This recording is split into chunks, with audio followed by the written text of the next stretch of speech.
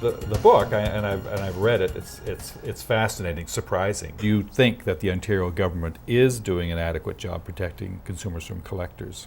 Well, Paul, I don't know how to say this. I'm disappointed in the job that the Ontario government is doing in enforcing the Ontario Collection Agencies Act.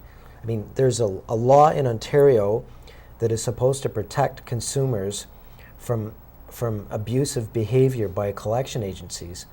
And over the last 18 months, I've written to the Ontario Registrar of Collection Agencies on a number of occasions, and I've brought to his attention a number of flagrant violations of the Act, and I've been very disappointed with the response by the Office of the Ontario Registrar of the Collection Agencies.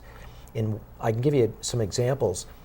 In May of 2000, in May of last year, one of my clients received a letter from a collection agency by the name of Unique Collect Right. And in that letter it said, pay your bill within 3 days or we're going to do a garnishment. Now, so my client was being threatened that if they didn't pay an account within 3 days, I guess what the letter meant was that they're going to do a garnishment of the person's wages or their bank account. Right. But in order to do that, the creditor or the collection agency would have to first sue the person and get a judgment against them. Now, the Ontario Collection Agencies Act, it prohibits a collection agency from making false or misleading statements.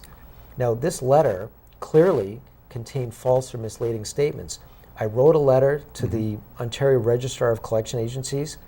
I complained about this. The registrar wrote me back saying, I agree with you, it's false or misleading.